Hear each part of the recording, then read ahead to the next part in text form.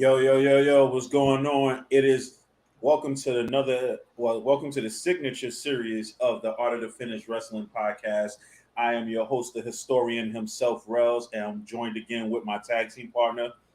It's the DOOGIFRANCHISE, your Serene, the place to be ready to go bell to bell with his boy Ren and let them know we do tell, bringing you some news and some commentary on the world of wrestling. Because we got the best finishers, why we call the Art of the Finish. It's the AOF Club, bub. I like that. I like that. It was something different. I think you added a little extra this time. I like that. I like that. What's going on though? How's your day going, brother? Chilling, got the locks we did a bit. And like I was telling you, I was watching my boys play, so I just paused it because I had to watch it on demand because I couldn't be there today. So shout out to him.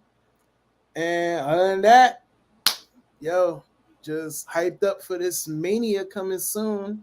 Yeah.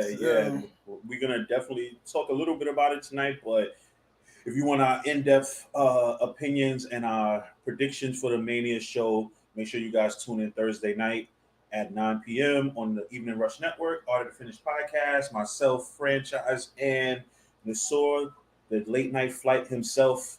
Shout outs to him too.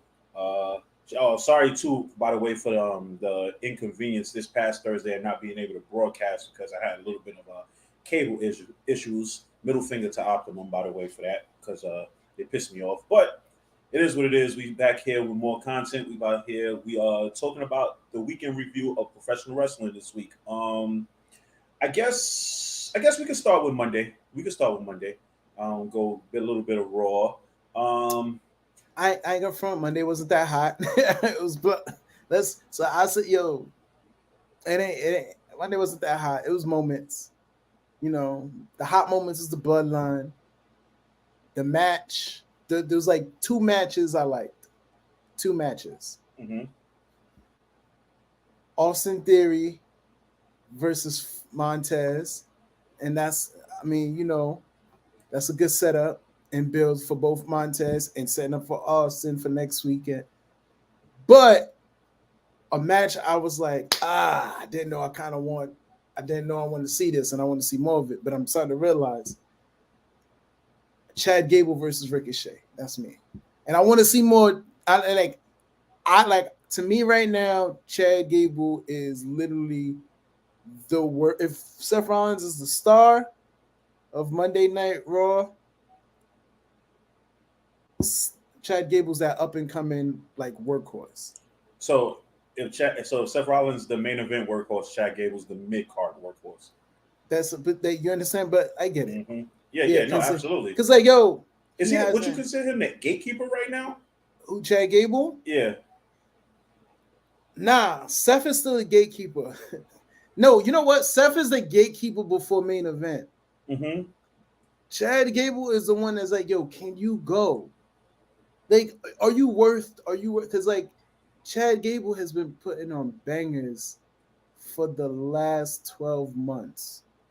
Chad Gable has been on bangers since he started. Yeah, but it's been heavily focused bangers. Even as a tag team with Otis, banger tag matches. But then even some of his singles, and then there's not even that. It's you can tell who are all the people that you're gonna see him rival with from some of his matches. Gable and Montez Ford, them brushing up in the tag team scene, crazy. Him and Ricochet, insane. I need to see Gable and Pete Dunne. I wouldn't mind a program after Mania, Gable and Austin Theory. Oh. And most likely be Montez. I would think Montez. I'm looking at Montez by SummerSlam. That's fair. He does seem like a summer guy. Especially if it's outside and he does the splash from the heavens. Yeah, you could build him up throughout the spring, get him ready for the summer. Summer, get him a couple of wins, build him up for SummerSlam. He'd be a perfect person to take the title off of Theory. Oh, if they build up, all right, hear me out.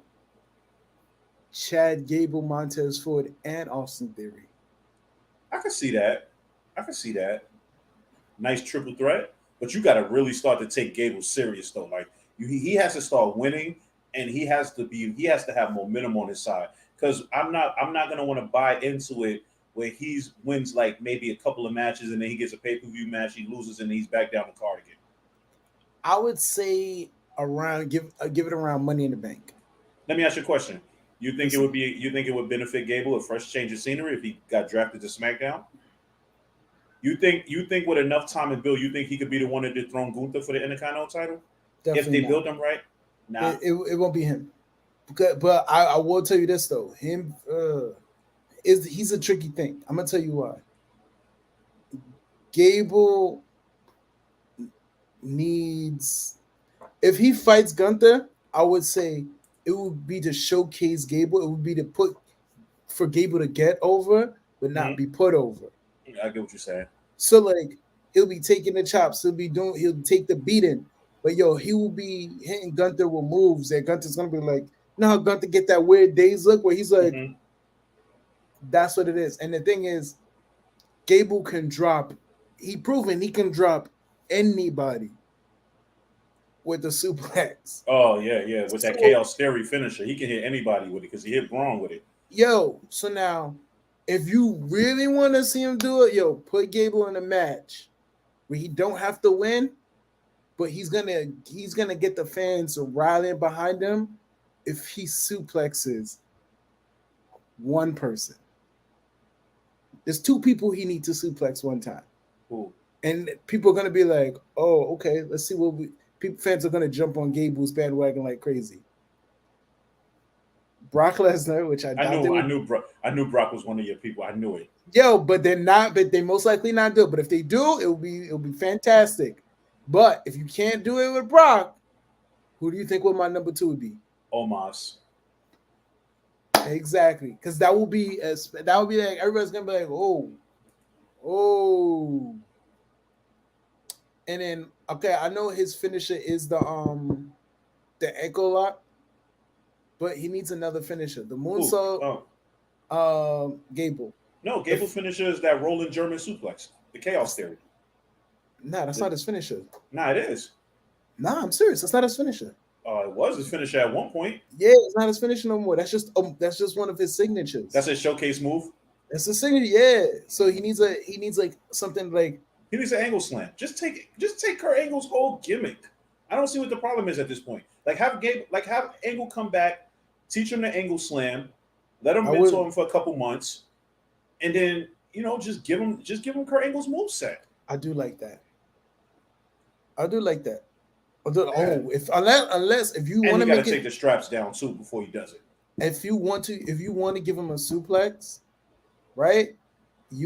I would make the suplex like Kevin Owens pop-up powerbomb, where he does it in a way where he just catches you in mid-air and just drops you, but he lands the bridge I get what you're saying. Like his own version of a pop-up suplex or pop-up, Wasn't that something similar when he was with Jordan and when they were exactly American yeah, that's why like that. That finisher was fire. Because he threw him in the air and they caught him. That's insane. Into a bridge, like you said, too. Yeah. So unless say something, hear me out. And this is the way you do it. If you want him to be the master of the suplex, matter of fact, give him one of Taz's suplexes, but bridges it. Because remember how Taz just had a million different versions of suplexes? Like you do like a T-bone with a bridge or something with a bridge. And if he could say somebody running up the ropes and he just running up behind them and then just catches them and just tosses them across the ring. Like he lands on his back, tosses him, but rolls over to just go back and pick him up again as they trying to recover and just drop him. That's me. But that's like I said, Gable's match was my favorite match on Raw. Other than that, the moments was the promos between. We finally getting like I said, there's only 2 matches they need to book left, right? We got the tag match fully booked on Monday. Which I heard now is rumors is that it is finally main event night 1. For real? Yeah, that's what I'm hearing. All right. But hear me out real quick. Listen. Okay, let me ask you a question. What would you rather have it be? The main event of night 1 or would you have it be the opening of night 2? And the reason why I say the opening of night 2, because you can build WrestleMania part night 2 built around the whole storyline of the bloodline in one night. Okay, I like both of them. Either one, I'll be happy with either one. My thing is for it to be if it's night 1, it leaves you on a to be continued. Because I guarantee you, if they lose in the main event, they're gonna have to push something for night 2. Yeah, it's going exactly. Roman's gonna be pissed, and it's gonna be leading up to something else. But if it's night 2, right? The question is like, okay, what's gonna happen now? Because now it's like, are they gonna showcase Roman throughout the night? You know what I mean? Like, yo, you lost, you this. Now I gotta sit here and fix all of this. Like, or because I like where you was going with that, or even if the Usos lose in night 1, it could be centered around him maybe feeling like maybe now he don't have the chance to win. He can start to lose confidence because might look at it like, oh well, if they lost, it might be crumbling the group. But that's the thing. But then they will be turning it into like a regular Monday Night Raw or something, or SmackDown. So I would prefer night 1 because I want night 1 to end. Like, you want to get people excited for night 2. So it's like, oh, they doing it.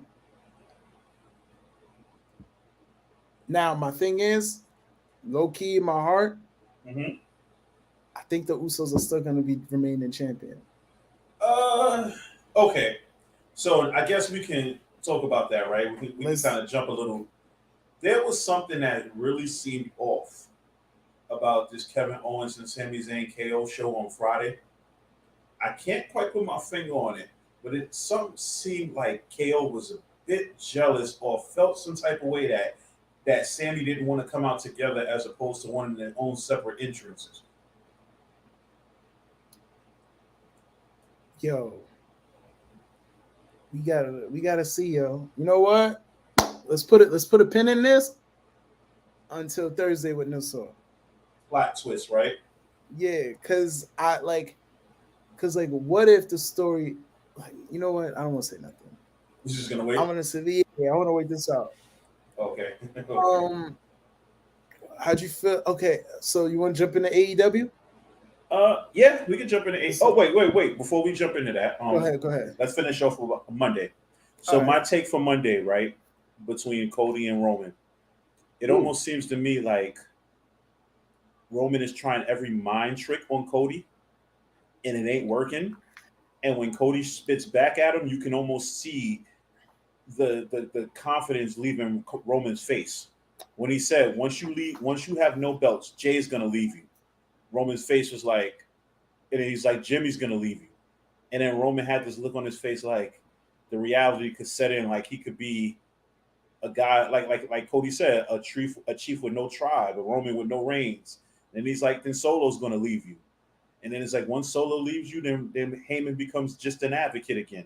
Which means he's gonna end up going back to Brock Lesnar. Yeah, exactly. So it's like Cody is like Roman is trying his best to get into Cody's head by intimidating him, but it's not working. He said, according to WWE, his rolling suplex is Chad's finisher. So that's what I said. How many people he finished with that? Nuru. I mean, let's be honest. How many people have he finished with anything? I mean, yeah, hold on. He finished somebody with the ankle lock. He's finished people with the ankle lock. But now, about that segment, Solo Sikoa shows the grip he no longer has on the bloodline. Wait, hold on real quick. So make sure you, since you chiming in from YouTube, make sure you hit that like. Gotta do it right. Gotta make sure you hit that like. Make sure you subscribe to the page, the channel. Like, hear me out. Solo Sikoa has been a loyal soldier, but now he's not even following Roman. And then who did Solo ended up with on SmackDown? Was he with Roman? Ended up with Heyman. Exactly. Now Cody said he can become an advocate again. We never said an advocate for who. That is true. And I want to know. I wanted to know if you noticed something over the last couple of months too, right? Maybe last couple of weeks. Roman used to be so about the bloodline this, bloodline that, right? To the point that they all had a shirt together, right? Like everybody was on the shirt. We the ones, the island of relevancy, whatever. Nobody has really paid attention to the little small details of the fact that over the last like month and a half, Roman's been wearing just a shirt with himself and Paul Heyman on it.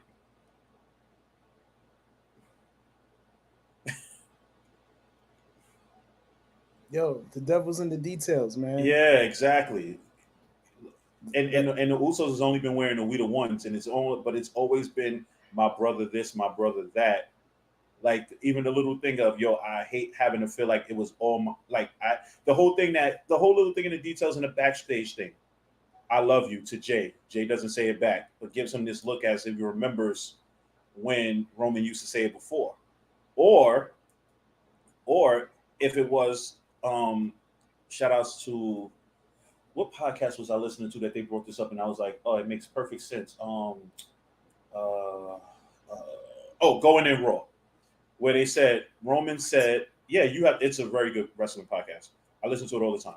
But Roman said, I love you, and the way they said it was like maybe Roman said, I love you because he realized that when Sammy said it to Kevin is what got Kevin back in. So maybe Roman was saying it to be manipulative to bring Jay back in as well. That's fair. That's fair. I'm gonna shout out to the Art of the Finished Wrestling podcast on IG. Our IG. You guys should follow if you're watching and you hear this. On Twitter too. Yes, also on Twitter. I made a video of my conspiracy of Jey Uso's returning. There's some stuff I left out that I thought it'd be good to bring up right now, as you mentioned this. I'm gonna put two names out there, right? Caesar and Jesus. How'd they get taken down? From the inside. By their who? Say it. Right hand man. So once people see you in a position of power and think that you gain a little too much control, the person next to you is the one that's really gonna poke you up. So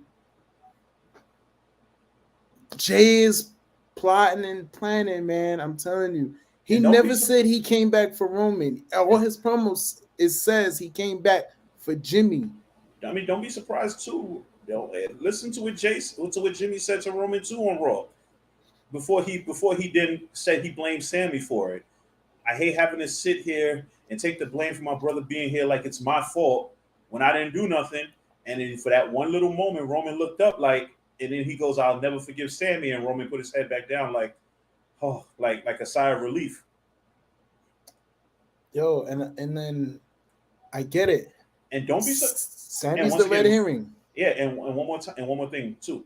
Don't overlook the fact that WWE has literally put up on YouTube the whole entire Bloodline storyline from beginning to end. There's a reason why they did that. Because you find out how, yo. There's a reason why they did that. Yeah. Yeah. Yeah. So, let's go to the second best story because we can talk about this Bloodline thing forever. Let's go to the second best storyline in professional wrestling right now. Rey Mysterio and Dominic Mysterio. Rey finally put pause on Undertaker? You mean Undertaker and Kane? Oh no, I mean. Nah, you mean Undertaker and Kane? I'm talking about currently. So you telling you? Okay. So you telling me the one dude? You talking about the one dude in the mask beefing with the other dude without a mask, or the fact that it's like the older legendary player, right? Who don't want to fight the younger upstart because they're kin, and then the younger one just keeps pushing the button to the point where he got no choice but to say, "I will see you at WrestleMania," which is the same words that Undertaker said to Kane. And the only reason that he did it was because he yelled at his mom, which was his wife, at the same time. Hey, man. Hey, babe, what's up? Evening.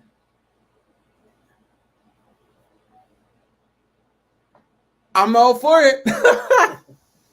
Let me ask you a question. What go pop ahead. was bigger, the Sammy KO hug or Ray finally putting paws on Dominic? Sammy KO. Because it was two people coming together. This one was like, all right, you take it. Let's be honest.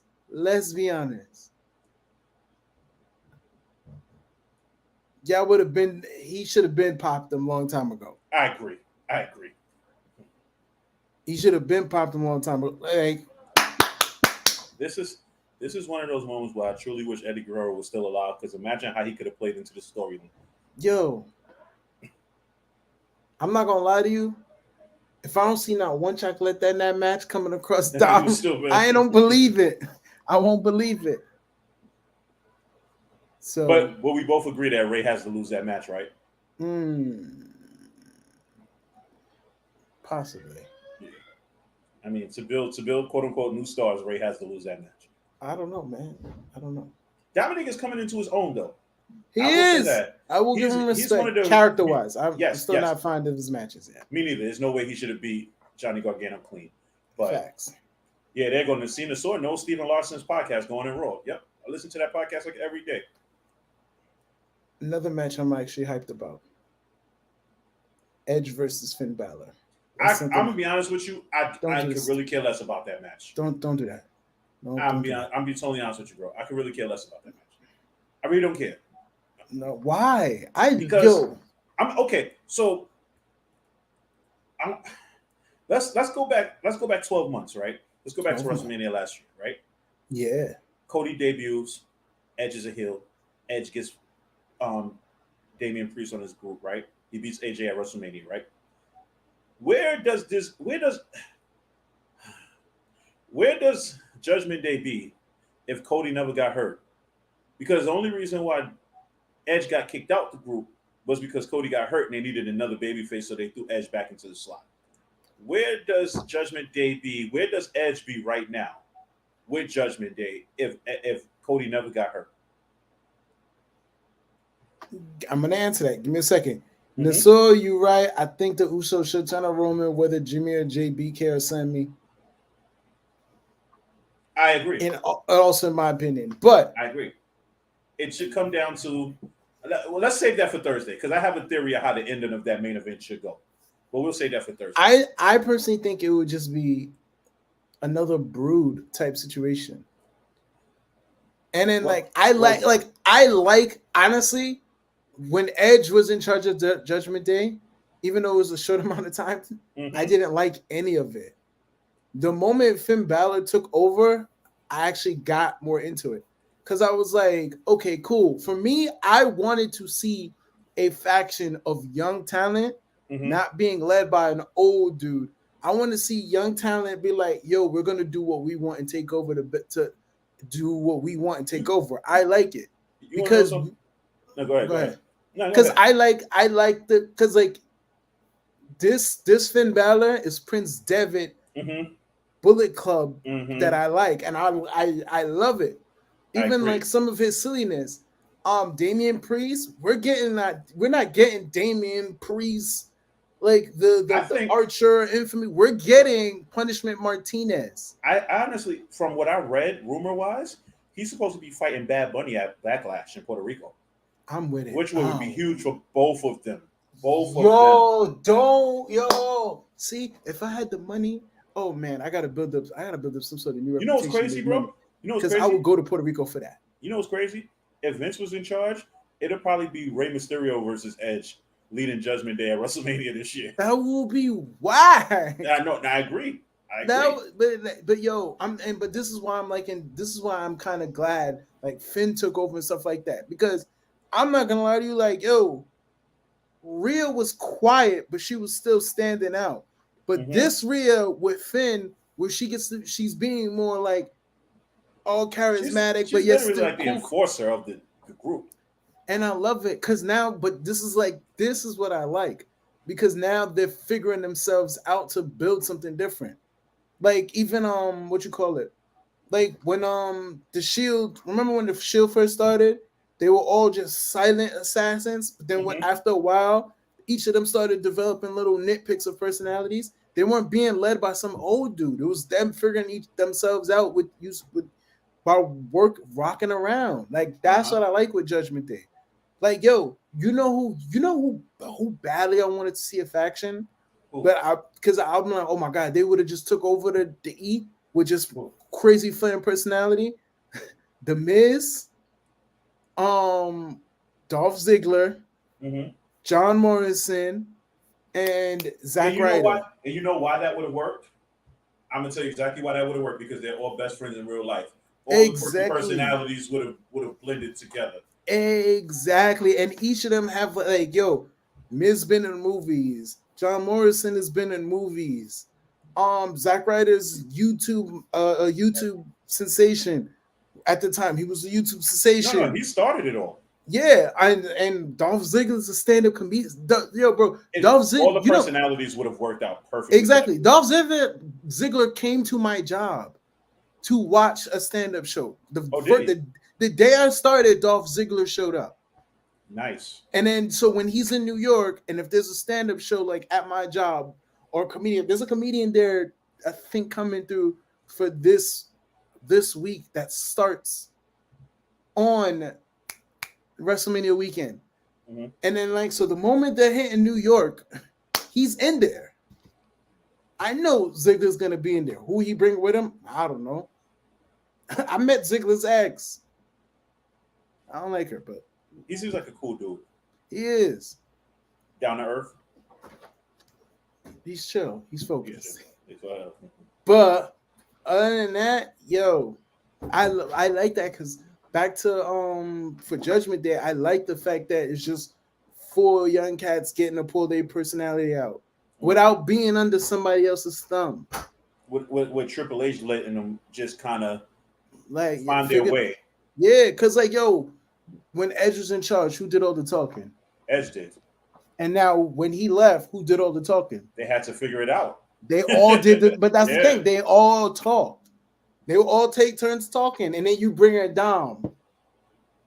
So now you got your second third generation superstar right there. Also, like in an Evolution or in a DX. DX had a third generation, like 2-3 generations, second generation superstars in there. I'm predicting the night after Mania they'll add a new member. I hope it's Ali. I think it might. I wouldn't be. Would you be mad if it was AJ? Yeah, I would be mad. I would be mad if it's AJ. I would want it to be Ali. I would want it to be Ali. I look at it like this: if Judgment Day can't bring Ali to the point where we could tolerate him like we tolerate Dom, then there's really no hope for Ali at that point. That's fair. That is totally fair. Yeah. And then, yo, I want to see maximum male models really become super frustrating, annoying heels doing their stuff. But I'm telling you right now, if they really wrestle the way they're supposed to wrestle as much, by summer, the earliest, but by November, the latest, they'll be fan favorites. I think so too. And this is all for after Mania. I agree. But all right. So let's talk about. I'm done with Raw for now. I'm done with WWE. I think we hit WWE. I think we hit the hot points we needed to hit by WWE.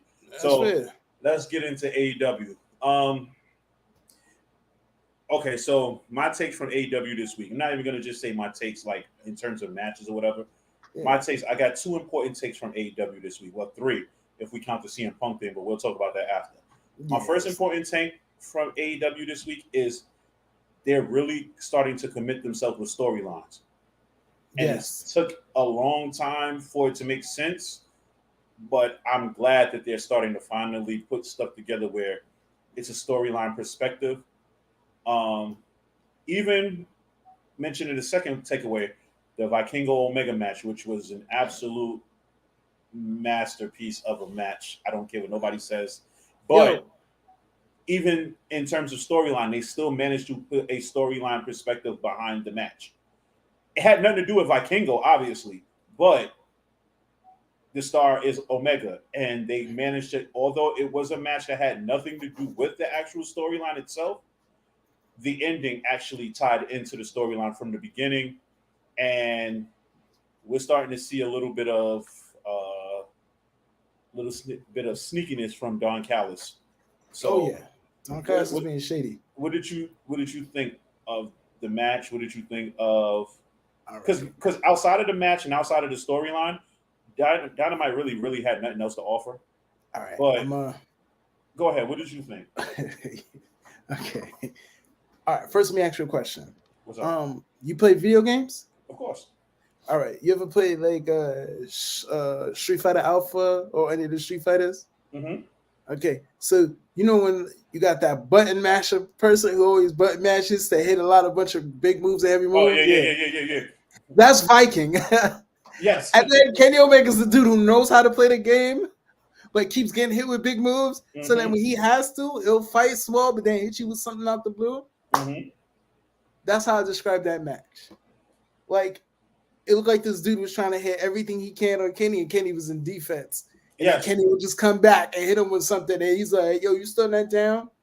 Just when you thought the HP was like, HP went from here to here for Kenny. So once he was at a point where he was like, I could lose, Kenny starts pulling back and hitting moves there out of the blue. Wow, this dude's just going down because he's like, all right, this guy's better than I thought. Damn. Yes. But it was good. It was good. Vikingo, the match was so good, and Vikingo made such an impression that Tony Khan booked him for Forbidden Door? Actually, Tony Khan's petty because GCW is the reason why the game hasn't come out yet.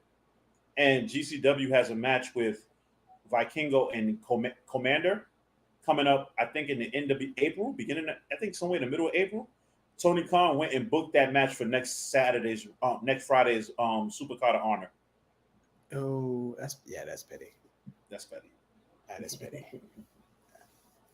But other I'm not mad about it because, I mean, think about it. You want your best matches to be showcased on WrestleMania weekend, and what better way to have than Commander versus Vikingo?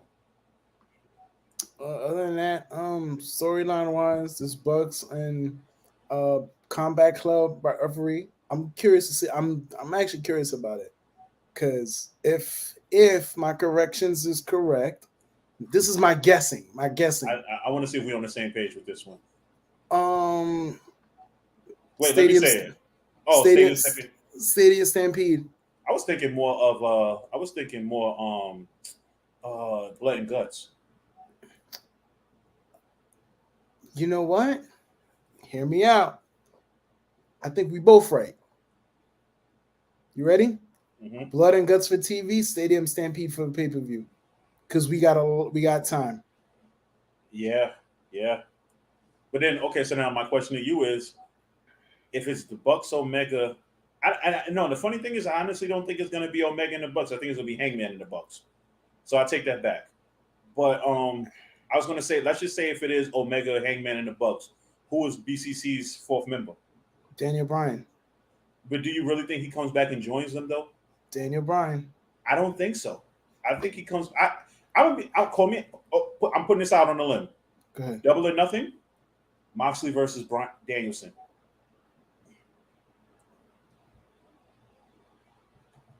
Nah, I'm telling you, he's joining them. I don't see him as a heel. If you want to do it like that, Double or Nothing. You listen. Daniel Bryan has done. Bryan Danielson. Yeah, I was gonna let it rock, but has done heel so many times that he knows what he's on. And then like him losing to MJF, yeah, is a gateway for that. Because he wants to last longer. He wants to be able to do more. He wants to still be able to be there for his kids. But he still wants to put on matches and he still loves to wrestle. But the only way for him to last longer is to not fight like he used to, but fight like how he has to by cheating and stuff like that. Mm-hmm. That's what he's gonna do.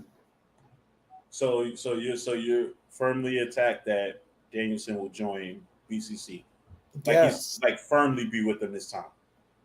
Yeah. Matter of fact, I'll even throw one better. Ready?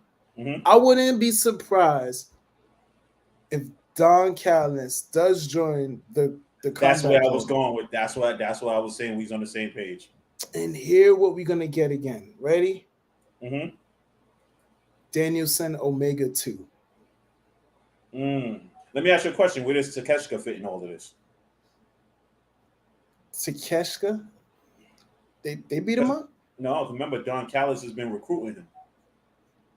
Mm. Does he join him and he feuds with Omega? Nah, I think he's just trying to recruit dude. Like, I think he's trying to build clientele, man. Like, remember when Heyman was doing that back in the day? He trying to pull that card. And you got to remember, yo, he wants that. You want the next hottest star, especially if Takeshita wrestles in New Japan still, right? No, Takeshita's with He's AEW. Completely. Yeah. Then I didn't even know that. So that means, yo, he looking for his new. He might be looking for his new. You gotta remember, Kenny beat up Omega versus what? Omega versus Vikingo match of the week. Dragunov versus McDonough, close second. That's fair. Dragunov and McDonough was a hard hitting match. Absolutely. That is. I gotta agree with that one. No, so we agree. But that's what it is. Like only like other things that's sprinkling in AEW that like I'm banging with is it's the Guns versus FTR. I like it only because we really don't know whether FTR is re-signing or not. So it's an element of surprise. Yeah. Like FTR don't win, we'll be like, oh, so they're going back to WWE. Yeah. Then you'd be like, FTR wins, we like, oh, so they stayed. So it's like, yeah, I get where you coming on that one. Definitely. Yeah. Another thing I'm digging. Yeah, I'm just an Orange Cassidy fan, so that opening match, I just you can't don't. Granted, I like how Omega's like in like 4 different feuds right now. You said Omega? Yeah, it's like in 4 different feuds. I want you to understand what we keep saying. We're not even using his first name. That's why he's in 4 different feuds. Yo, okay. Do you know all the feuds he's in right now? Go ahead. Let's them all, because I don't. The BCC feud. Fair. The feud within himself and Callis once he finds out what Callis is doing. That's gonna hurt his heart. All of a sudden, this being in a feud with the wrestling fans because he's doing matches every week with no build to it, quote unquote. Yo, and now still in the feud with the United Empire because he's fighting Jeff Cobb for the U.S. title next week. So he's still getting a feud with Ospreay. And I think Callis is setting these up. I'm beginning to think that too. I think Callis is setting these up to keep him away from the Bucks. I think so too. Because even with him trying to get back to the Bucks, he's like, no, because even I don't know if you paid attention to Twitter when they first lost the trios titles. He posted a picture with him and Kenny Omega, and he said, "Back to business." Hashtag Best Bout Machine. I'm not gonna lie to you. I'm really gonna want to watch that Cobbs versus Omega though. Yeah. And Jeff Cobbs is one of those wrestlers I'm a big fan of. Yes. He's like you want to see him. Like he's crossover. Build him up with enough. He could be a member of the Bloodline or be one against the Bloodline if he was WWE bound. Oh, him. What's that big dude? That big dude with giant splash on Raw. I forgot his name. Bronson Reed. Bronson Reed. Him, Bronson Reed. Then they have another one in NXT, Zion Quinn. Zion Quinn. Yeah. He gotta work his way. No, I agree. But yeah, so far them two. If you get Zion Quinn, then yeah, that'd be cool. But then like he really got to put in work. Mm-hmm. And then you get the roster. And he hasn't been on TV in a while either, so that could be because they might be preparing him to come up. Because I think he on Level Up. He do Level Up. But yeah, so like I said, with Omega's like in 1,000 different feuds right now, and he can do it. Mm-hmm. And then what's so friggin' scary about Omega? Yo, when you was watching that match where he was wrestling Homeboy, right? Yo, he wasn't even breathing heavy. Nah, he wasn't. He wasn't. He wasn't. Mind you, Even the one move he almost thought. One move I cringed when he took the Hurricane Rana off the top rope and landed right on his head. Yeah, I was like, oh. Yo, he didn't breathe heavy and nothing. He just was like, go. Like I told you, that's why I said Kenny Omega is a one-man cheat code. The Bucks is a two-man cheat code. You put them all three together, it's not fair.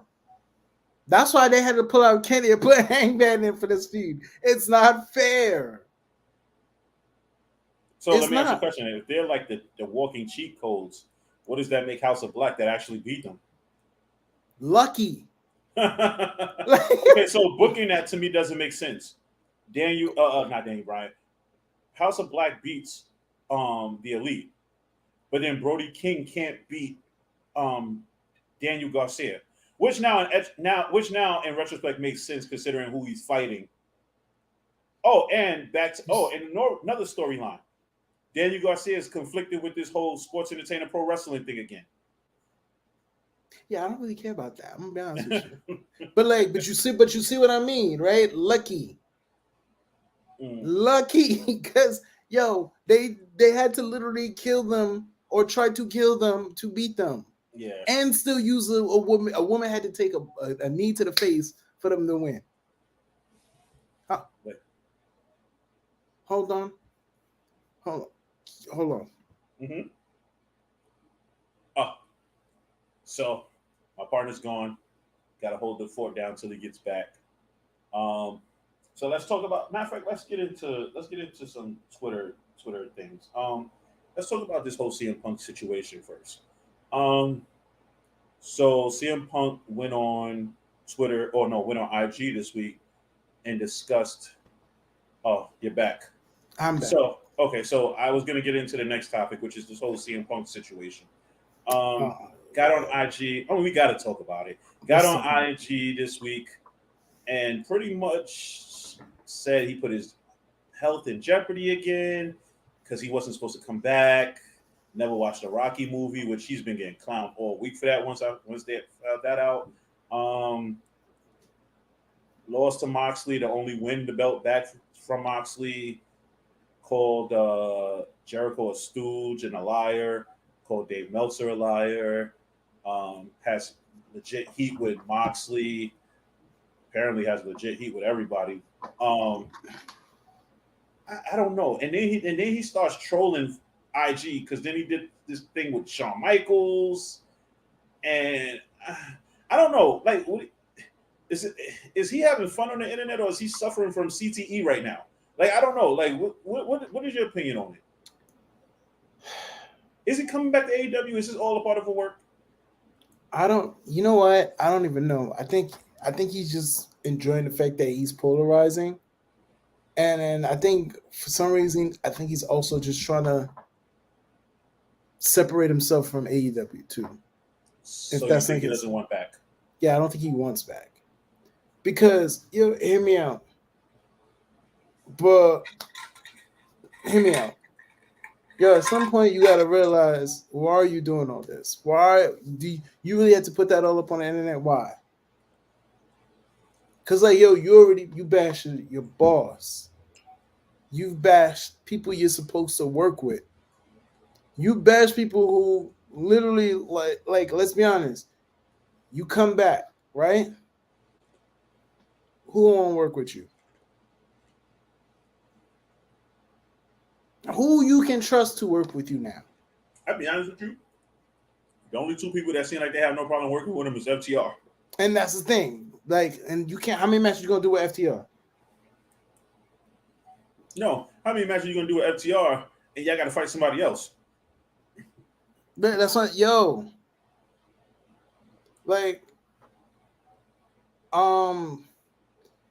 one of those dudes who like to run your mouth. You always got something. It's crazy because he always complaining.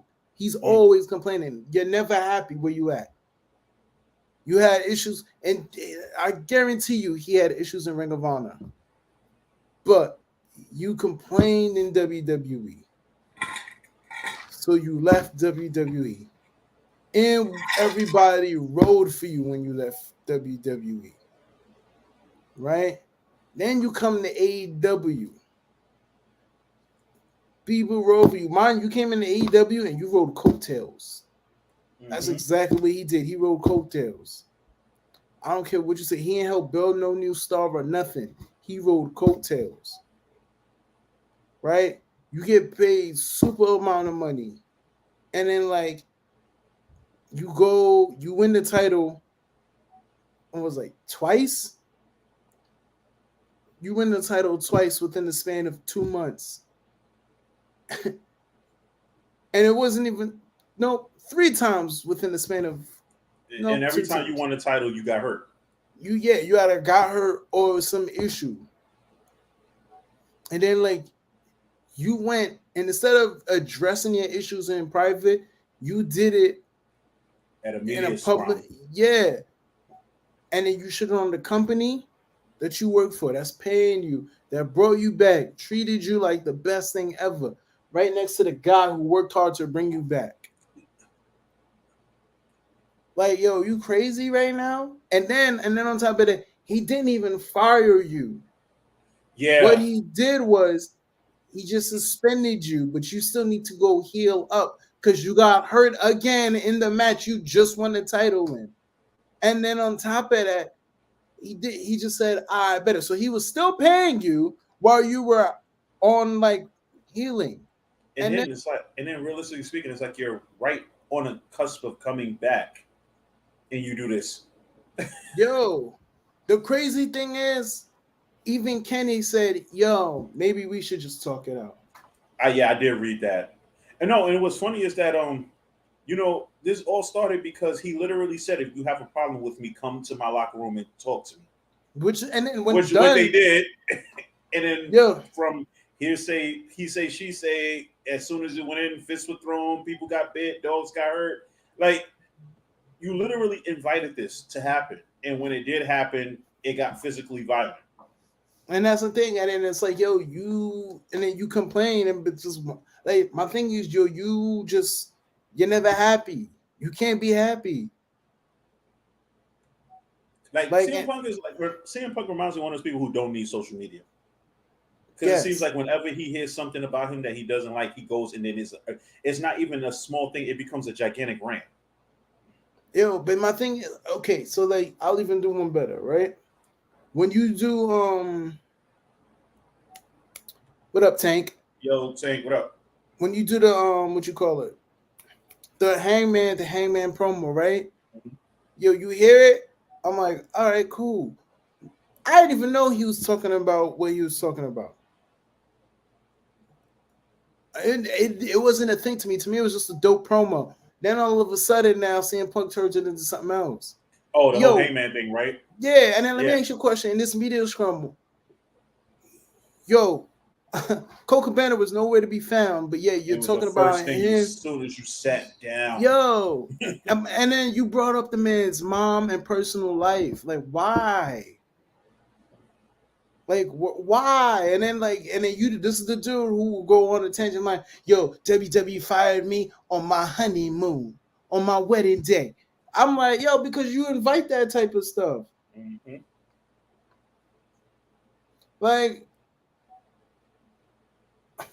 Like, come on. Like, you gotta stop, yo. You gotta know when to stop. Because it's like, you don't need to pick a fight. Like, the world ain't against you. It's you against the world at this point. It's been like that. Like, honestly, that's the picture. I don't know the person behind CM Punk, but the character CM Punk has always painted it as it's been him against the world. And then, but that's the thing. Like, and my thing is like, yo, you keep saying you're this. Yo, I'm like the top star. I'm the main event. That act like one, bro. Lead. You don't need to be a client. You gotta know how to talk. Act like one. Because you're supposed to represent the company. Like, act like one. You're representing other people. Like, now, like, yo, now this dude is like out millions of dollars because he hired this nut job. Yeah. Yeah. Like, yo, like who, yo, out of all the champions, legit, all the champions right now, CM Punk has been the worst. Anybody, yo, I don't care. Anybody can argue with me on that. CM Punk was the worst because he could never hold the title longer than a day. And then what makes hold on, let me go. I'm going on my rant. I'm going on the tip right now. Please let me go. Are you breaking the fourth wall right now? Huh? Yo, I'm going on it because like, bro, when I told you I was a CM Punk fan. Oh, he broke your heart. Yo, I really was a CM Punk fan. Yeah, I watched the Best in the World documentary like mad times because I related to it. Mm-hmm. Like, yo, you can, how am I crazy, Nasor? Like, yo, for real, he's never held the title, the AEW title, for longer than like a matter of fact, a week tops. Because he's either hurt or got suspended. And then the thing is, yo, he's going around going, yo, I'm a top star. People need to listen to me. Look, all this, that. But then, like, you out here whining everywhere. I can't put you on no TV show to go talk to people if that's what you're going. We put you in a media screen. The first thing you do is whine about stuff that nobody asked about. I'm gonna be honest with you. This is where you kind of got to respect Cody, because if Cody left for the same reasons that CM Punk was feeling when it comes to, like, quote unquote, working with immature children or having disagreements with the EVPs, Cody has not ever disrespected like the Young Bucks or Omega publicly. You know what I'm saying? He's always managed to keep it professional, mainly probably because he realized he'll be back in AEW in about 2 or 3 years. But he's still managed to keep it on a professional level. And it's funny because in this whole Cody story leading up to Mania, the Elite in AEW has been mentioned quite often, not by name, but when he's talking about, starting companies with my buddies or thanking Kevin Owens for introducing him through his buddies, this is all he's talking about the Bucks. Like, that's what I'm saying. Like, yo, it's not as bad as people makes it seems. Nah, but I'm gonna piss a lot of WWE fans off right now. You know why I'm saying that? Go ahead, say it. I'm pissing them off right now. I'm gonna piss them off right now. Roman Reigns is about to lose his championships at WrestleMania to an AEW wrestler. Yo. And you can't say, and a lot of people can't say, oh, well, he was a WWE wrestler first. Yes, I agree. But he started the competition. He literally started the company. That's like Eric Bischoff coming over and taking over Vince McMahon's spot. Yo, you hear me say something else? Yo, you know why AEW got to work so hard right now to keep fans and keep people's attention? Is because the money you should have been paying Cody and finding a way to get him that world title. Yep, you gave it to CM Punk. Like, yo, I'm like, yo, let's be real, yo. But and then let's be clear right now. A year in AEW, how many stars Cody built, right? And in a year in AEW, how many stars CM Punk built? Nothing. It's a big difference. Exactly. It's a huge difference. Like, Cody took some of the worst L's in AEW. Cody damn near killed himself to make a match with Andrade look great. He went through a fucking flaming table. Yo. Cool.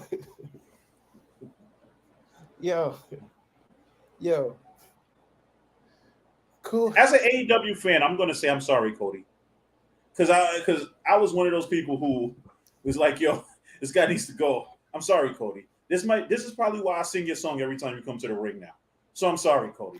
Because, like, yo, we messed up. Yeah, that's what I'm saying. We dropped the ball on. They messed up. They really did. Yo, they really did. How big?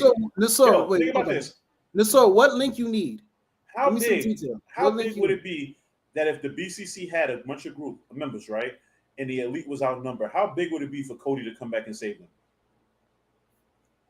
Oh my goodness! Like, it will be. Oh, it will be over. It will. They don't know what to do. We running. Okay, so we at 50 minutes. 50.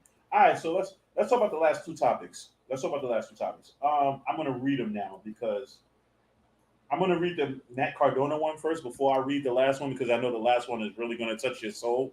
So I want to read this one first. So I can't give credit to this website because I don't remember where it was. Hold on. Okay, bodyslam.net. So I give credit to Link to bodyslam.net. get. Oh, yo, wait. Oh, Nasor want a link to get in. I sent. Oh, he wants a link to get in. Oh, Yeah. okay, I'll send it to him. Hold on. So we welcome you. We're gonna send you the link. I got it right now. We want you to come in. I'm gonna let you speak your piece, and I'm not gonna say nothing because guess what? Put up a whole media screen of him complaining and whining and bitching and moaning. CM Punk think he Hulk Hogan. I so mad at myself for using that. CM Punk think he was Stone Cold. Stone Cold ripped CM Punk apart before CM Punk got mad about it. The link was sent. Okay, so let's get to this thing before the show gets in. So this is from bodyslam.net. So this is Matt Cardona, right? He says, Cody Rhodes right away put me in contact with his agent, gave me some great advice. But like in wrestling business, if a producer or agent is giving you feedback on a match, sometimes that advice doesn't work for you. I realized I didn't need an agent. I wanted to be the guy in the trenches. I wanted to be that guy doing the numbers and negotiating. Cody Rhodes set me up for sure. Got me that AEW cup of coffee run. I am grateful for that. Didn't work out at the time. I'll admit I was bummed out. I was like, oh shit, now what? Looking back, a blessing in disguise. If I had signed with AEW, then I'd be on fucking Dark. No offense to those guys, but that's not what I want. I was already that guy in WWE. Now, let's make one thing very clear. Matt Cardona, Zack Ryder was never that guy in WWE. I'm sorry. He got himself. He tried to get himself over. They pushed him back down. I get it, but he was not what he was saying. No. That's how I took it. Okay, because that's not what he said. What he's saying is he doesn't want to be on Dark because he was already that guy in the WWE that they were putting like main event all the time. Bro, maybe that's what he meant. Maybe you might interpret it that way. Maybe I might not have interpreted that way. But let's be clear, bro. I definitely know Moxley has done Dark. Kenny Omega has done Dark. Don't ever sit there and be like, yo, I was that guy. I don't want to be on Dark. I've been there already. Okay, I get that. But let's be clear. You were not a main eventer in WWE. You never even sniffed the main event. You was an Intercontinental champion. You was a United States champion through your YouTube show. That then you didn't sign over to WWE and they screwed you over anyway. You was an Intercontinental title. Yes, you won the Intercontinental title in the ladder match at WrestleMania, but you lost the title the next night. You got pushed off a stage by Kane. You was a focal point of a stupid battle royal, which you got kicked in the nuts. You were not a star, Matt Cardona. You went to the Indies and you became a star. Yes, but if you think WWE looks at you like they look at a Drew McIntyre who went away or a Cody who went away, you're sadly mistaken. That's my Cody rant, and I'm done. Yeah, but I get it, but I don't think he was mentioning that. He just doesn't want to be found on those like he wants to make sure he's always on Dynamite. That's what I think he means. Here's the thing. And I get it. I do get it. Because like to me, I'm like, yo, bro, there's nothing wrong. Like people complain about being on Dark, but yo, the Acclaim ran Dark and look where they got. This is my point. Like you went through this in WWE. Now you're like, I don't want to do it now. It's like you almost like you're too good for it. You're not. So yeah, to me, when you say you're too good for Dark, that means you're trying to tell me you're on the level of Kenny Omega, and you are not on the level of Kenny Omega. I'm sorry. No, he's not. He's not. All right. This nigga came on with no shirt. What? Yo, now he got a rip off tank top. You feeling like you Hulk Hogan or something? You just. Yo, what's going on? What's going on, fellas? What's up? Why is it? Yo, do you got the tape to your chest? Yeah, now he got the thing on his shirt. He has a shirt. I thought that was just shadow. I was about to be like, he just came from the gym, as you can see. He did push-ups. Get ready for this. He did push-ups. Get ready for this. Yo, what's going on, ladies and gentlemen? The son of root. Yo, what up? What's good? What's good? All right, so look, hit me out, because I just got back from doing this movie premiere over here in New York, and came back. And, it's so funny because I didn't do the second showing that was started at 7:00. I saw the post about the signature series. I said, you know what? I ain't gonna be able to make it to get in here, but I'm gonna go ahead and listen, chat, and do my part as the third man brother. But hear me out, because I heard some stuff. I heard recklessness. You know I gotta jump on when I hear recklessness. All right, franchise, my man. No, you did not talk that CM Punk talk. And I'm gonna also give you a nice little quick Cody take with the CM Punk. But let's start with CM Punk first. Again, yo. The man just wrestled for another person's promotion, right? Without being medically cleared. And he's basically telling you that Tony Khan, the same man that had ran around before the promotion started saying, end quote, "Oh, we ain't doing none of that WWE crap that everybody else been mad about. Okay. We ain't doing all this." Okay, so, I got a rebuttal. Real quick, bro. Listen, okay, no problem. If CM Punk didn't wrestle, CM Punk wrestled injured, right? Mm-hmm. How was he all of a sudden so miraculously healed 2 weeks later? So hear me out. Hear me out. What he's saying, and that's a great question by you. But what he's saying is, yo, I got this foot injury. Give me this time to heal. But so mind you, they made a choice to do this interim champion thing. Like that was Tony Khan's decision. Mm-hmm. And then again, CM Punk is telling you, well, listen, this is what TK wanted at the end of the day. Mm-hmm. He wanted the squash. I gave him the squash. Did I like how the squash was going to go down, even though it was it was based on my health? No, he didn't like it, but TK still wanted it to happen. I'm pretty sure they wanted it to happen because they did not know of CM Punk's health, the longevity of it. I get that. But the thing is this, if you are that concerned of his health, do not put the strap on him. Pause. Don't do at all. You wait. You can, it's CM Punk at the end of the day. This is your Brock Lesnar right now. You can wait to put the belt on him. You don't have to put the belt on him just because he's back and he's healthy for the next, I don't know, I guess in this case, 2 weeks. Because as soon as he comes back, you know what I'm saying, he gets injured again. And this is why, again, I'm a big CM Punk fan because of how he is as far as pro wrestling. Because real quick, because when he knew he was injured after that match, and by the way, a great match by Moxley and CM Punk, in my opinion. The best Moxley match. The all-out match? Yes, absolutely. Best Moxley match in AEW so far that I saw, personally.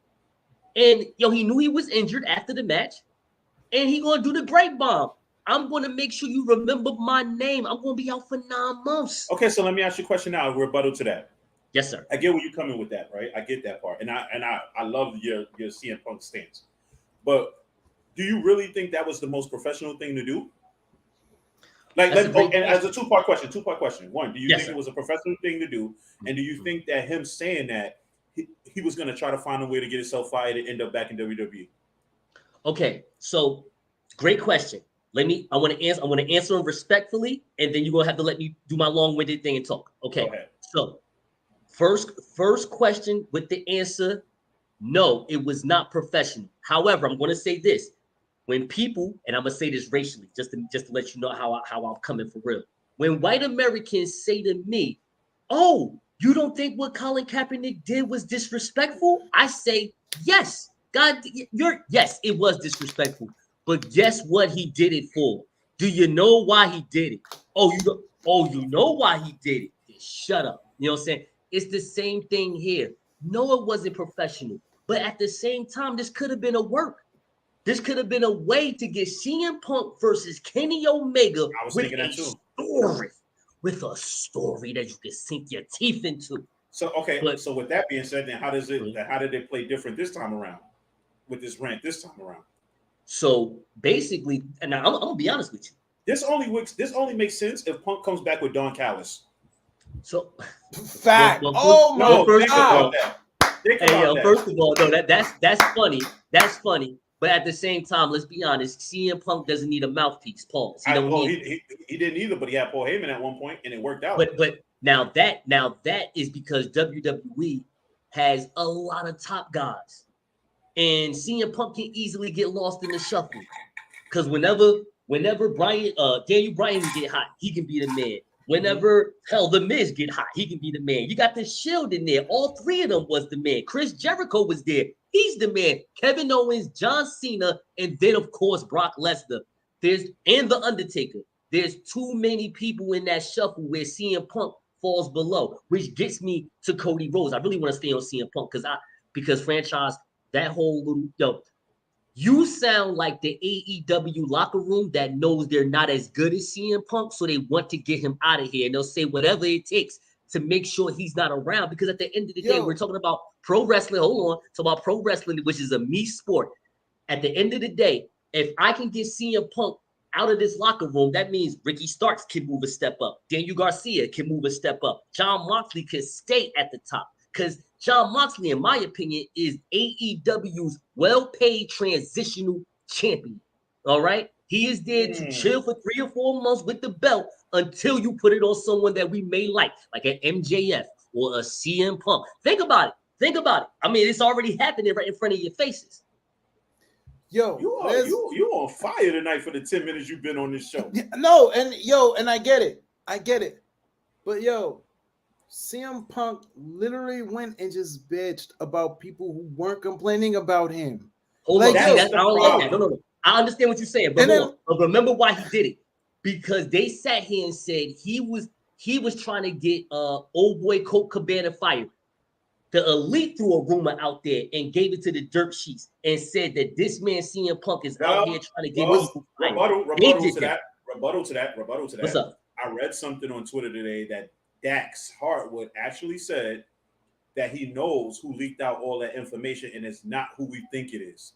Okay. And I was about to use the word allegedly. We are all under the assumption it had to be, maybe like a Elite member. But if Dax is out here saying it's not who we think it is, but he knows exactly who it is, then we have to kind of eliminate the Elite from that situation. Well, I'm not. You know what? I'm not going to eliminate the Elite because at the end of the day, Hangman Page, who was part of the Elite, went on stage, went on the ring, and said this out loud to a bunch of people. So at the end of the day, we ain't gonna say the Elite. We're gonna say Hangman Page said something. I got this one, franchise. I got this one because I know where you're going with this one. Come on. The rebuttal to this one is that none of us wrestling fans would do a damn thing of what was going on if CM Punk didn't say anything about that first. Because we just look at it as a regular. Right. I get that. But let me ask you a question. Yes, CM Punk doesn't come back and throw that shot at Hangman that we all was confused about, right? Right. If he doesn't do that, then how do we know that whatever Hangman said to Punk in that interview, we wouldn't not even know what that meant? You know what? That's a great question. I'm not even going to answer that question because at the end of the day, you need to, let me tell you something. In business, it's called KYP. Know your personnel. Mm-hmm. This is the same man who defeated the WWE in court, the same court where WWE has so many lawyers and have no problem with paying retainer fees all the time. That's why people drop out of those lawsuits. Mm-hmm. That man endured WWE because of some health issues and won. So you're again, know who you're signing. This is a man that does not tolerate disrespect in any type of way. Tony Khan should have known what he was doing when he signed him. He should have knew that. That's all I'm saying. You gave this man big money to be a top guy. But what you should have realized, is that AEW, like Cody said, this is Ellis Island for independent wrestlers. All right. If you're going to bring a guy like CM Punk who wants to run, he's going to want to run your promotion. He's the biggest star there.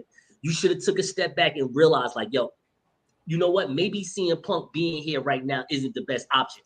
But because in CM Punk's defense, he wrestled Darby Allin. He wrestled Powerhouse Hobbs. He wrestled Lee Moriarty. He did do his best to give back to the younger talent. This man was doing everything he possibly can.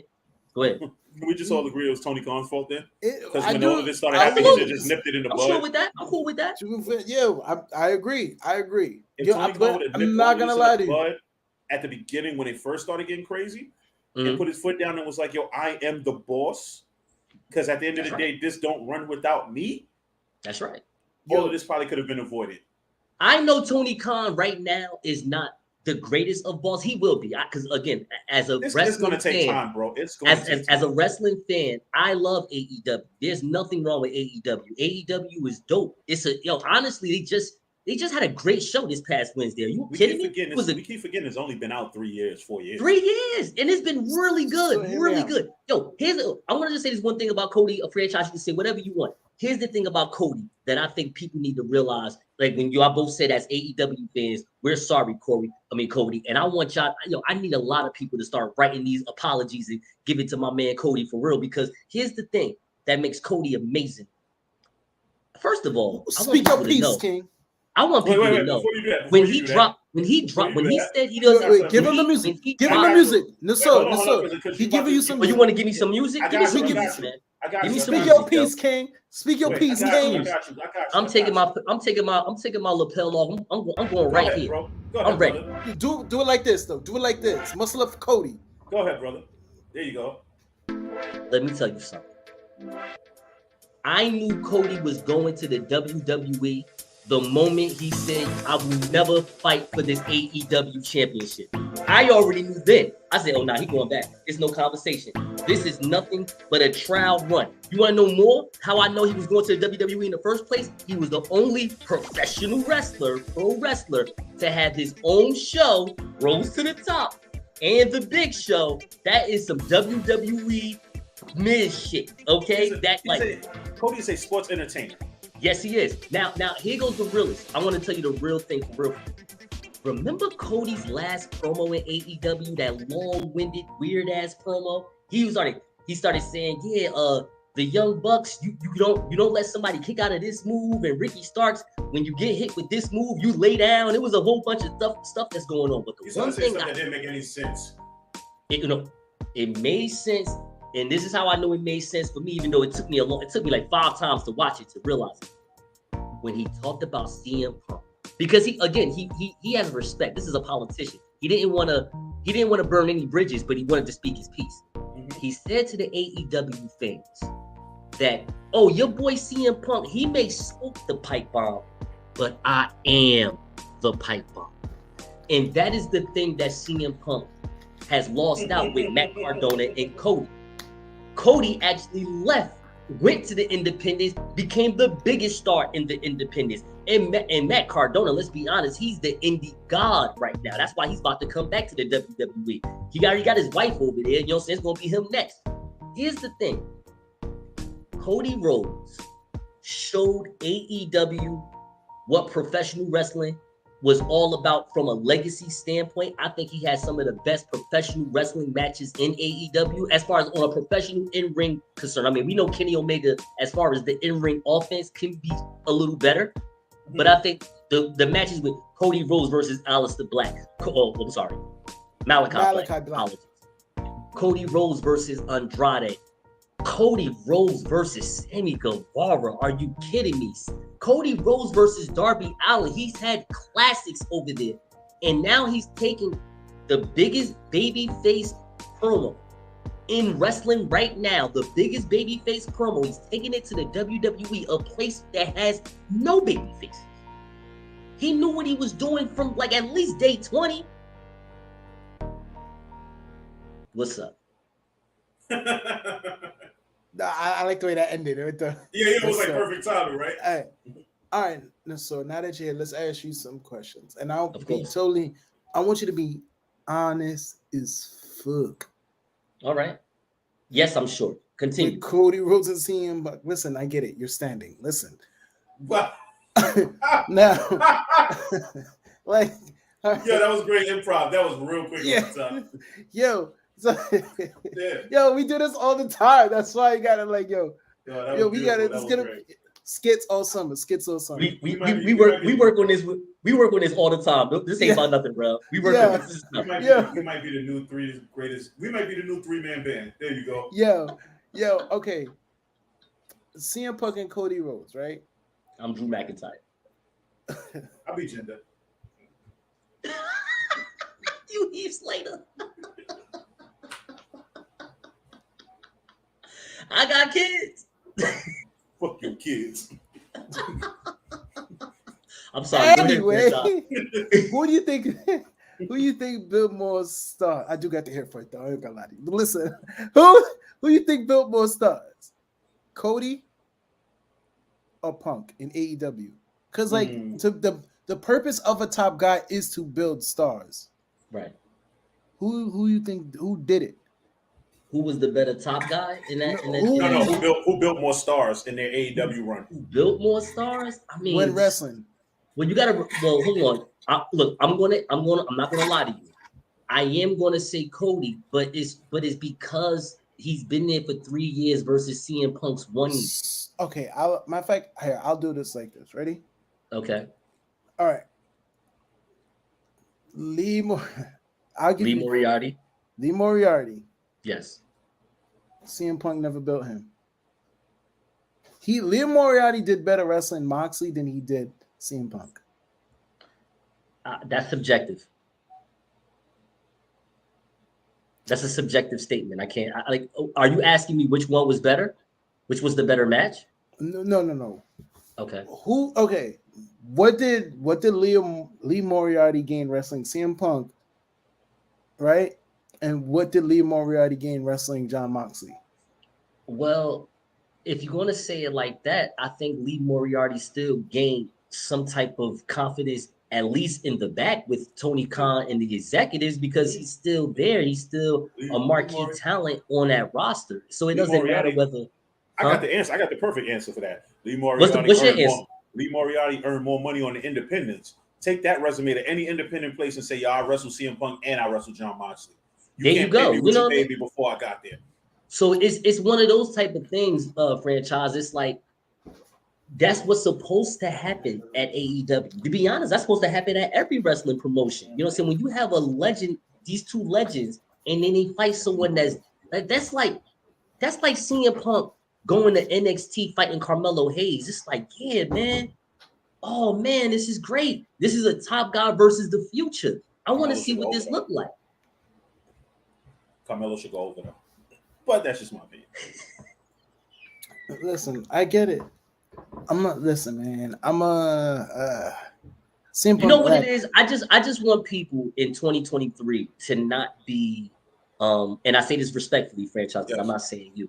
I don't want people to be intimidated. I don't want people to be closed-minded. Mm-hmm. I don't want people to think that they have to eliminate people that may come off polarizing.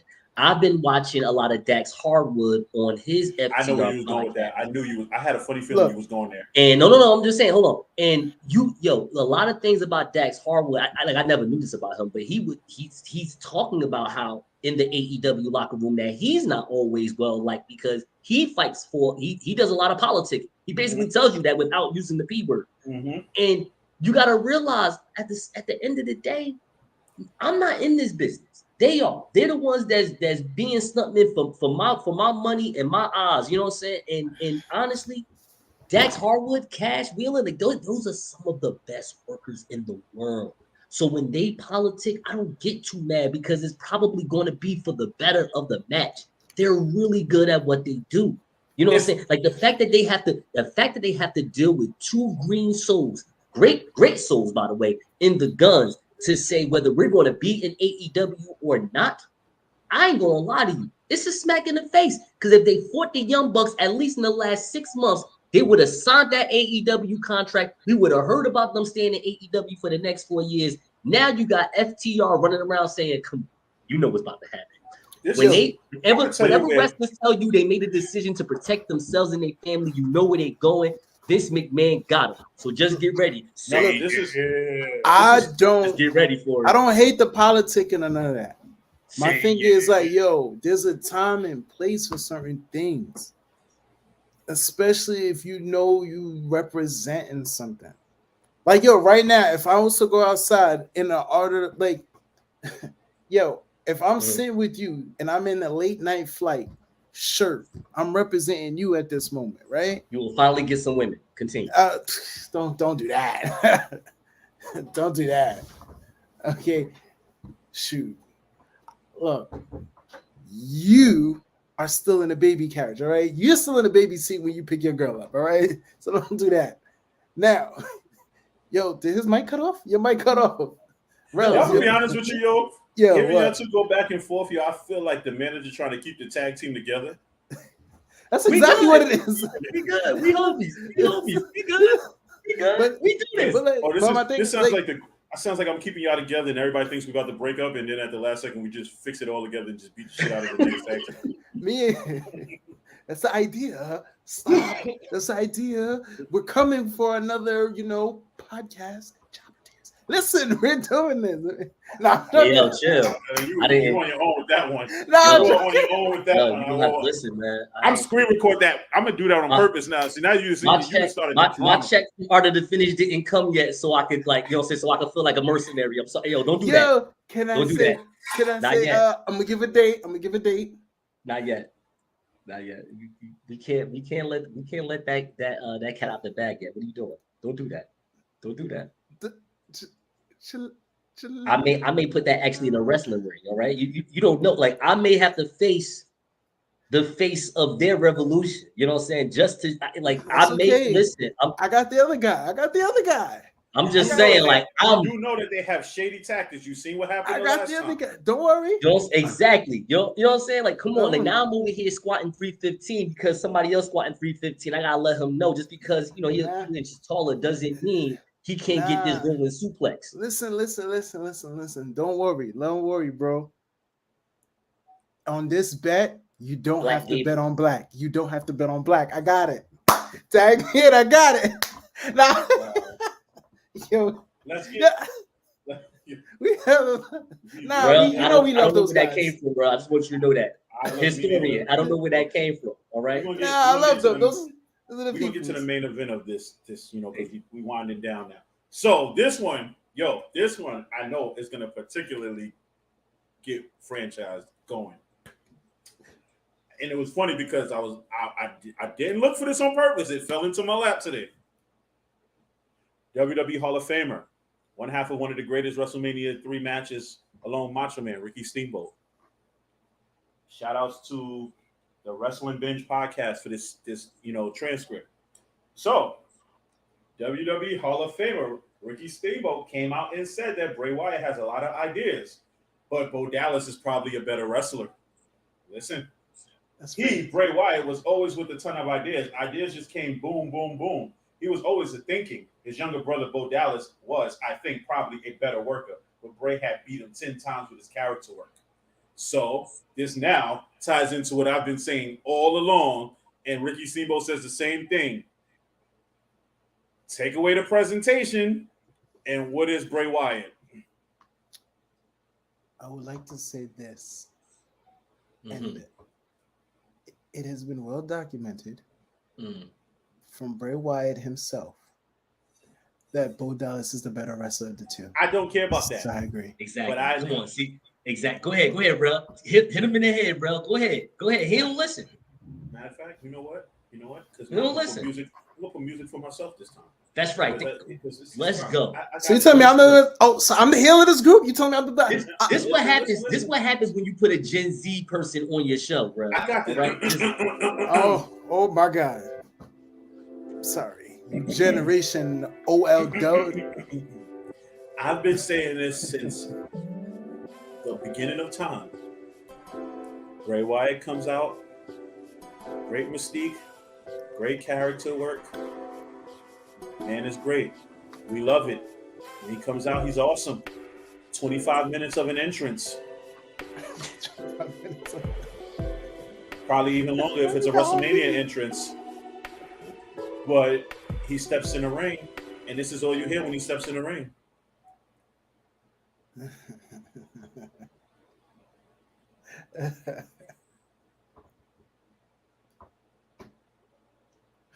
And you could believe that. Wait, let me rephrase that. You can believe that.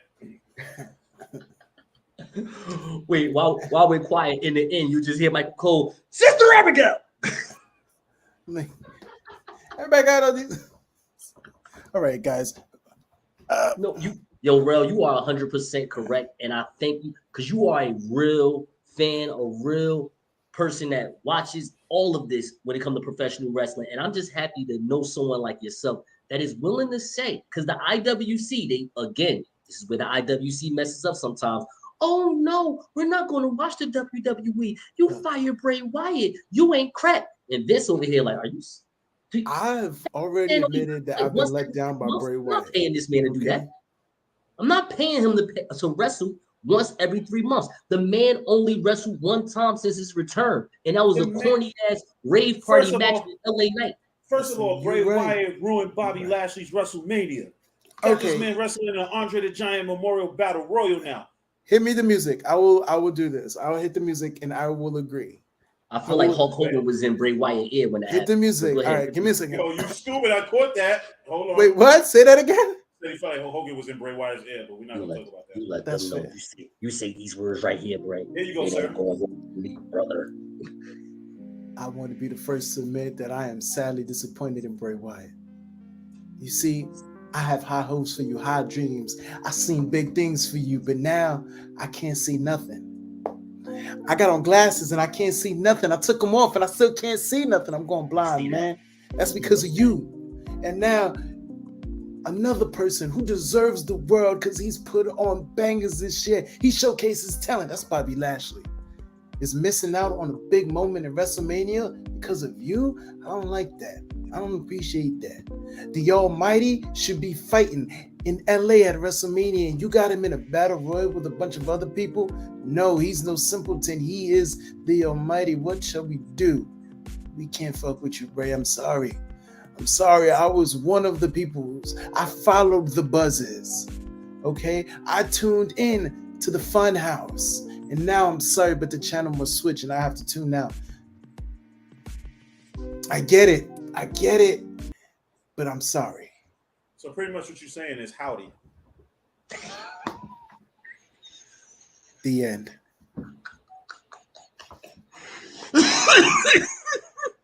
He died, right? You got a mandible claw. That's what it is. Yeah, he got for real. I'm like, ooh. That was good. Listen. Creativity at its finest. And we could go bell to bell, unlike Bray Wyatt. Oh, I'll make sure this fucking thing is. So this was a great show. Thank you, Nassau, for coming on. We tagged you in. You was the run-in at the end when we needed that third man, brother. Yes. But you didn't turn on us, so we appreciate that. No. We here. We don't say we the bloodline. We ain't doing all that. Wait, hold on. You had me in franchise feeling like Luger and Sting. Sting and Macho Man at Bash at the Beach, and then you came in. Oh yeah. You didn't know what you was going to do, but you actually sided with us, so you rewrote history. So we appreciate that. There we go. Appreciate that. Make sure you guys tune in on Thursday. Make sure you guys tune in on Thursday because we will be giving our WrestleMania predictions. We're gonna have fun with it. We're gonna list the matches.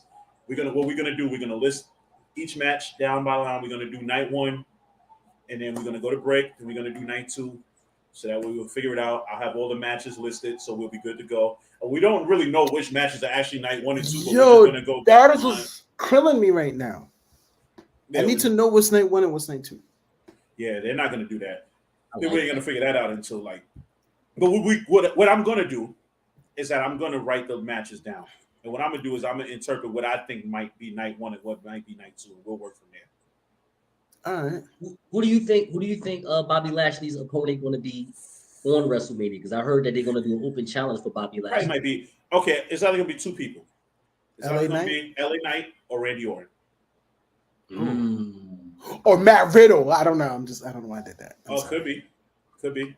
Or Matt Riddle could come out the night after Mania and Randy could turn on him finally. All right, quick. Two I think Matt Riddle should attack Solo. I think two more quick questions for you, historian, if I may. Number 1, do we see Matt Cardona debut at WrestleMania? Night after. No. Do we see Jay White debut at WrestleMania? Night after. He's gonna be the new member of. He's gonna be the new member of the of Judgment Day. Ooh. Yes. Oh! From the person that took. Hey, why you say Jay White? You know he ain't in the WWE the soul, but that's the guy I believe that should be in the Judgment Day. He makes perfect sense. To the guy who said that, I was like, I ain't say that. Switchblade and Judgment Day is it's like a hand in the glove, man. But it's like a hand in the glove. A hand in the glove. So that's right. That's like a hand in the glove. All right. Michael Jackson, White. Sounds like franchise's Sunday night. Hand in the glove. Sorry. I can't wait for the ultimate match between you two. Oh, that's gonna be a banger. That's gonna be show stealer. He said banger after banger after banger after banger. Nah, this is my James Ellsworth over there. He's there to make sure that I beat their main guy. All right, that's all. He's there for the shenanigans. Who's there? Okay. All right. Listen. I'm being funny. Come on. I'm just being funny. You got a chin. Relax. You good. You know you my man. Don't act like that. I get it. You my Trick Williams. Huh? You my Trick Williams. No, that's a star. I'm sorry. That dude's a star. You my Trick Williams. So you he just complimented you and you like almost like you're not confident enough to be Trick? No, I love Trick Williams. He's a star. That's why I like it. I appreciate it. I appreciate it. Both of y'all rap poorly, but at the same time, give out a good promo. You know what I'm saying? I'm with it. Okay. Wow. He's coming. You heard that. Oh my goodness. Hey yo, man. If we would have did that show Thursday, franchise over here talking about something. Yeah, yo, you gotta do it the way I do it. Yo, since you gotta do it the N to the A to the S. I promise you, if we went on that show Thursday, this is what you was going to get. That's exactly. So as soon as you came to me, bro, you would have been like, so, franchise told me to say this, y'all. I am the N to the A to the S. So look at it this way. You got 4 days. Look at this way, bro. You got 4 nights to come up with your shtick for Thursday night. Hey, yo, y'all know what my stick is. I come in here, 2 snaps, boom. The 1 is up. I am that Suanuru of the art of the finish. You know what I do. You know how I talk. We're going to be talking about this pro wrestling. We're going to be giving you predictions of WrestleMania night 1 and night 2. Night 3 is when I'm with franchise's ex-girlfriend. All right, I am the greatest handy badger who's ever lived, the pilot of Tuskegee trainer, the Nile River of North New Jersey. I am that suit. Nigga, you don't make the height limit to be with my ex-girlfriend. First of all, yes, I do. Yes, you can't give her a high five. Down, I definitely meet the height requirement. Unless you can give her a high five, you can't. First of all, did you just say you're the Nile River of Newark? Thank you. You're welcome. I'm glad you heard that. Wow. That so sounds dirty. He's like the sounds dirty. You just found a way to pollute the Nile River. Exactly. I polluted the Nile River. Oh my God. That's crazy. Oh my God. I know that's right. My man calls himself the Henny Bad. This boy's a shot. He can't even call himself a full bottle. Hey yo. Yeah. Stop. That's stop. funny, yo. Oh my God. Yo, let's end the show and we'll go around the clock. Oh my God. Okay. Because this one's about to get crazy. You the first Jamaican with twists, no locks. Get the fuck out of here. Wow. Oh my God. Hey yo, you better stop, dog. You better stop. Better watch it play. Bomba. You better watch the dude with the paste ons. The paste ons. Wow. What he said? It's like ravioli art. He pretty much said you copy and paste your locks. I copy and paste my locks. Hey yo, you look like Leo Rush with bad hips, motherfucker. Stop playing with me with that Leo Rush with bad ugly ass hairdo you got on. He's like, you the cruiserweight who wishes he was a heavyweight, son. Yo, how did you? Why you got that non-polo hoodie? That hoodie supposed to have a polo on it. I'm gonna tell you exactly what I don't wear brands until they pay me to wear it. U.S. Polo Association hoodie up out of here, dog. That's supposed to have a polo. That's supposed to be a Ralph Lauren hoodie. That shit is a regular hoodie with some drawstrings on there. Get out of here. Go ahead, get out of here. Go to Manhattan Mall. Disqualification. It's a disqualification, guys. It's over. Count out. Brother, leave it with a cliffhanger. Like it's just cut it off. You know what I mean? Bad enough we let this show be led by Tupac over here. Rella, grown-ass 50-year-old man with a nose ring. Ooh. Wow. What's up? What we doing today, fellas? What we doing? What we doing today? That's how you feel. Ooh, so. You got it. You know what? Oh, good ass on you. Down since day 1-ish, we down since. Yo. Nigga look like the stunt double from Jazz from Fresh Prince from Bel Air. You good. Yo, right. son. You right. You cool. The late night flight, son. Night flight, aka the drone, son. Because he definitely ain't on no plane. On Empire. Wow. All right, I'm done. All right. You got pasties on right now. He talking about me. He's talking about me. It's funny. All right. Yo, we in it. He got his best J-Lo outfit on from the awards. I definitely got some whole gym shirt. I'm mad about that. I know you do, sir. I see. Hey, yo, did we stop recording? Stop recording. This is extra. This is outtakes. Yo, they put the laptop on, set the shirt on. Terrible. This dude got a roadmap on his vein on his forehead right now. It's crazy. You see that face? And this is how you get to franchise ex-girlfriend house we didn't have in 4 years. Wow. This is how you. I just go across the bridge on the GW, and then that's where his height wanted to be. Don't forget. You also got to cross the Nile River in Newark. That's right. I can't stand this guy. Like, oh my goodness. Hey, yo, chill, franchise. Only me and Real deliver. Watch out. Anyway.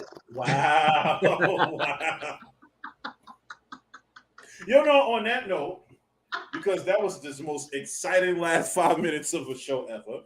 On that note, I guess the late night just showed off, didn't it? You like how I did that, right? That was clever. Hey, thanks, man. I did right off the top too. That was right. I followed that vein he got popping on his forehead. That was how I figured it out. Yo, this all real talk though, for real though. Can you like switch your dreads from one side to the other, or they just stay there? Yo. Yeah. Okay. See, that's what I'm talking about. Now you look like the New Day member that didn't make it. Yeah.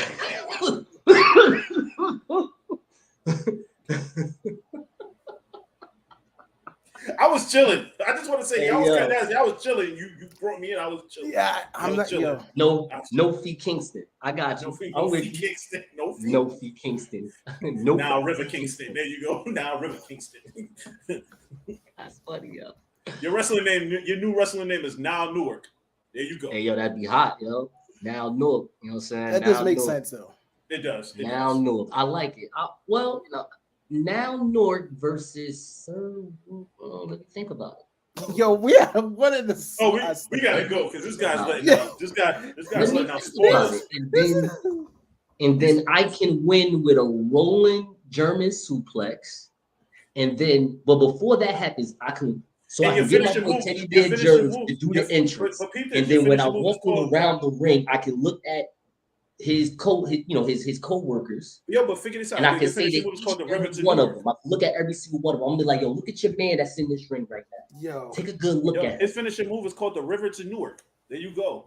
That's fine, but I want his workers to know that when I'm done with him, every single one of them is gonna have to do two things. They're gonna either have to take off that shirt with that mug on it and put a shirt with this art of the finish, or they can just all work for the late night flight because they can no longer work for him. All right. New Jersey's #1 personality. I just might take over the Bronx. I just might take over Queens. I just might take over Brooklyn. Who knows? And not because I'm from Jersey, it's because I'm trying to move to New York because I'd rather be in New York. If you're gonna do that, make sure you leave the Nile River out in Newark. We don't need it out here. Oh, yeah. Just leave it out here. Oh, you need this. You need this. I'm just talking bad crap because franchise started it. All right, you better cut a lot of this. You better cut a lot of this. I might have to edit the last 10 minutes. I might have to put the last 10 minutes on it's gonna be like one of those outtakes. Yo, we in here playing. Yo, but everybody, thanks for tuning in tonight. Yo, thanks for all the likes too. We got a couple of likes in here too, a couple of heart emojis. Appreciate that. Yo, appreciate that. Everybody have a good night, and we are out. And we will see you guys on Thursday. Peace out, y'all.